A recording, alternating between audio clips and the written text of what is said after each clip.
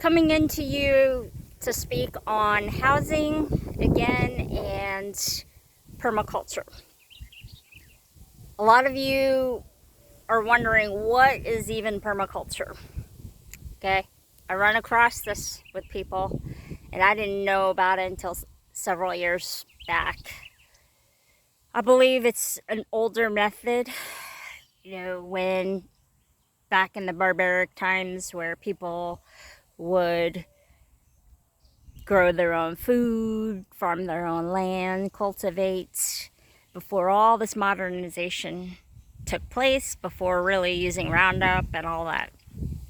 So I believe it's a smarter way to rejuvenate the earth and taking the best worlds for everybody, people, animals, and plants, and the environment. So first, I want to get on to the housing. When on the last episode, I talked about cob building and then just land. So I want to resurface on that. So when you get your land, it does not have to be a big parcel or acres. It could just be a quarter acre or even like 1 or 2 lots, okay?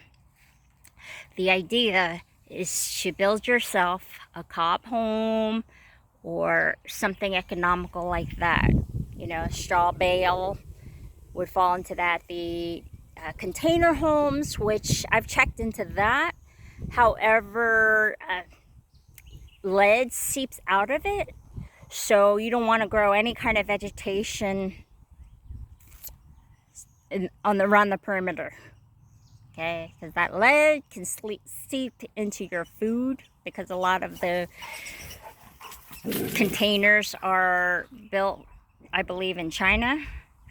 So that's one reason why I don't want to do container homes, plus the logistics of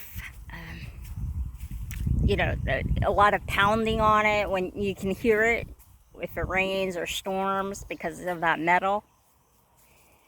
And if you're going to construct it, say underground or partially, you have to have a special overhead where there's concrete. Or let's say for ground level, you have to really pack it in with sand and gravel. Otherwise it's gonna settle funny, and then the whole thing could collapse, especially if you don't have the, like I said, concrete over it. Okay, and then the perimeters, a lot of gravel on the side, so it has good drain off. Okay, so back on the cob, a couple things I wanted to mention, a couple tips. Not that I'm an expert, okay? However, I've heard a 7-year-old can build a cob home or pad it. That's how simple it is. So a few things on the cob. One is if you can do a U-shaped foundation, it's cheaper, okay, instead of a full. So let's say you do limestone powder mix for the U-shape. You pack the sand, gravel, so it settles well, or stone. Then you put your, you can put your big rock or stone, or if you want to do the lime. Okay, and then mortar it with limestone powder. So you can do that. You can do, what's the other one? The other cool tip is to bury a hole in the middle, a big one, a pantry in essence, an underground food storage.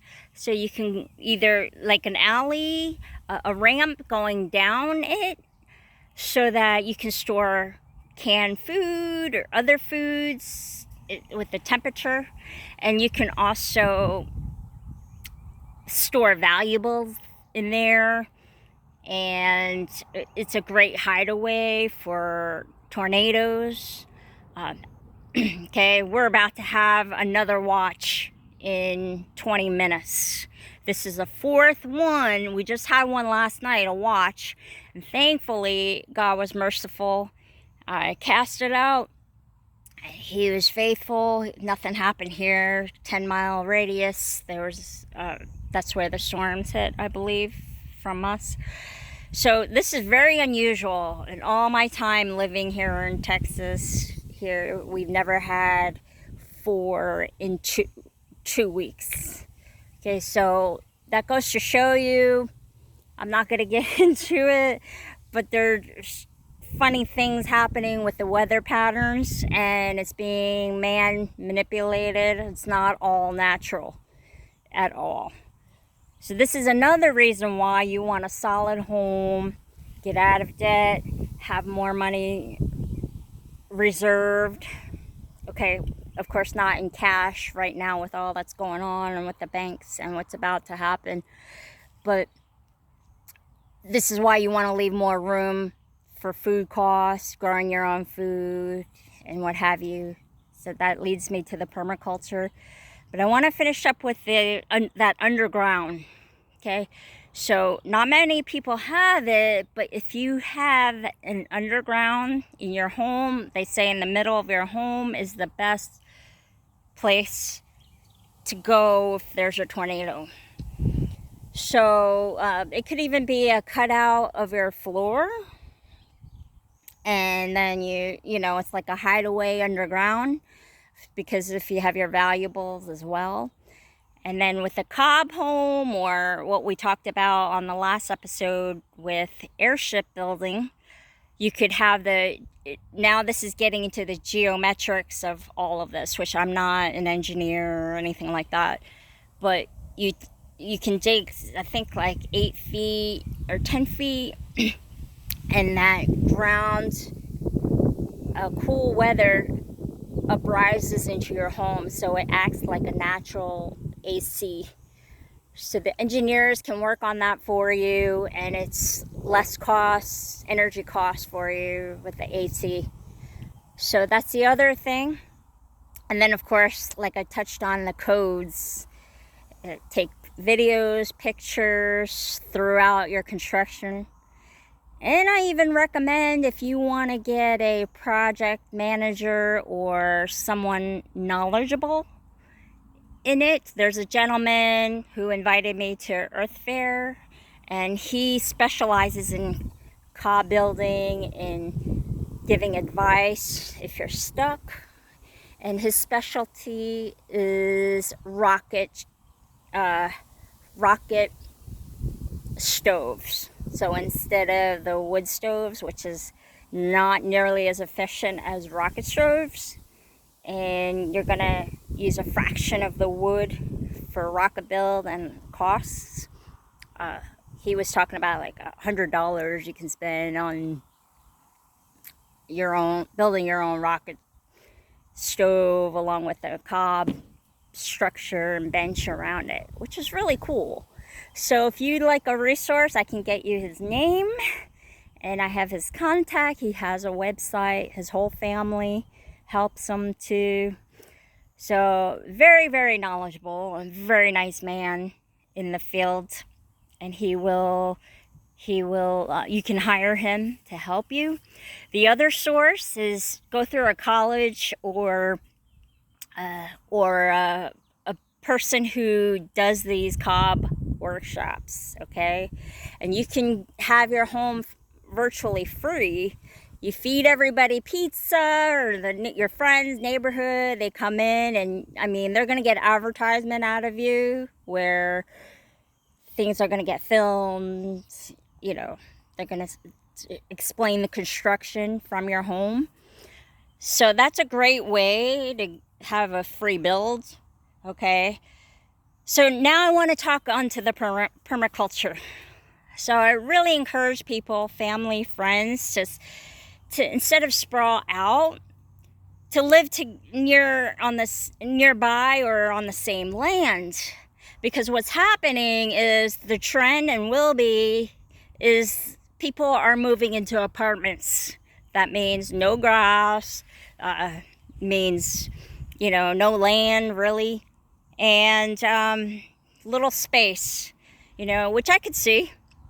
So instead of all that, just think about it, where you and your family, it becomes generational, where you help each other. It's kind of like a mini village. So it doesn't have to be on a big plot of land. So if you want to go on vacation, you want breaks, then you can have turns working the land or your gardens, maybe the homesteading. You can just kind of not get burnt out and help each other.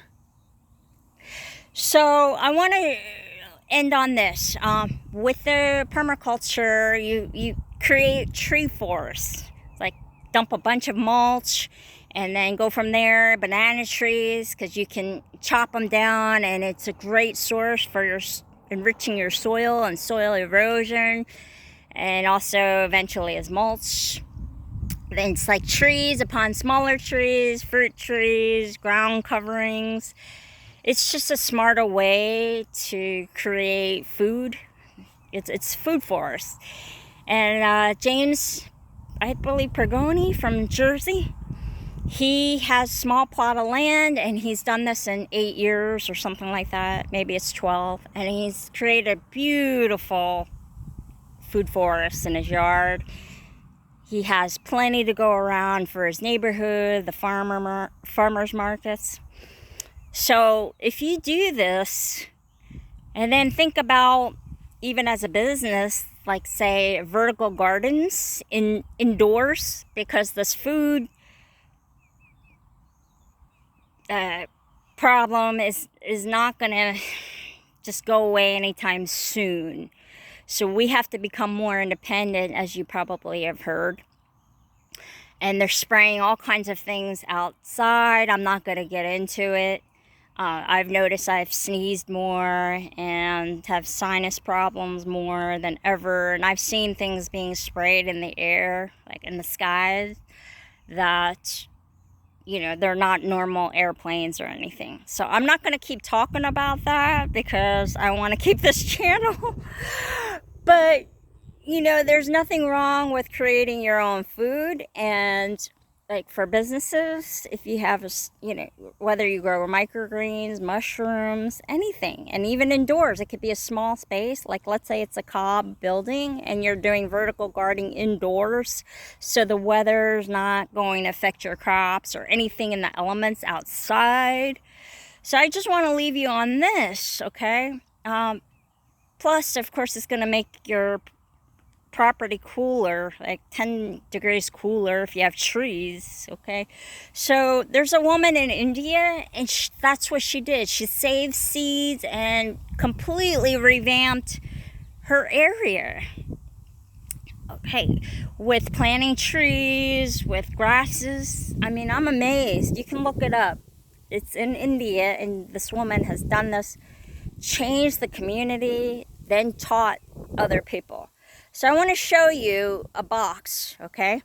This box I have, it's just got a bunch of seeds, nothing fancy. And of course, this is not going to last 5, 10 years. It's probably within a couple years. It's just seeds that I labeled, and you keep in a cool, dark place. Right here, I keep some seeds. Just very, kind of free-for-all here. But I like to keep extra tomato packets and buy up these, because you can use them for tomato sauce. I love marinara, and I guess ketchup. So anyway, sauces. So I wanted to show you the seeds, and I also put in my own packets. If you save your own seeds, organic seeds, and just dry them, rinse them, dry them, then package your own. And of course, in the Mylar bags, they'll last a lot longer. And you do that ironing on top with the silicone packet. So you could give these seeds, guys, as gifts. I've given them as gifts to people. You know, you put them on top of your gift, or, you know, people don't give out cards anymore, really, but you can put them in there and they can use them for their families. Okay, the seeds I have, some of them, I do a medley.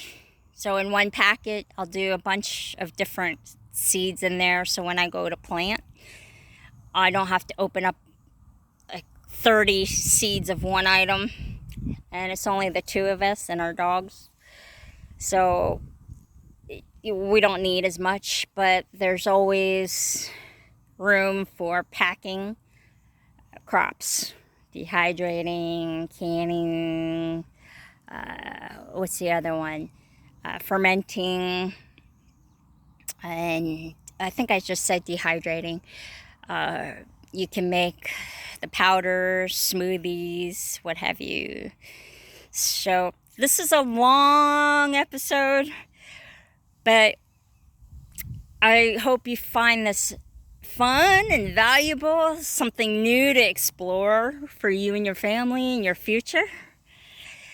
And also creating some business out of it, because we all could have extra food, say local farmers market, and you know, where we can meet 3 days a week or whatever that's available in our town, so the food does not have to travel so far, or we're just dependent on corporate grocery stores.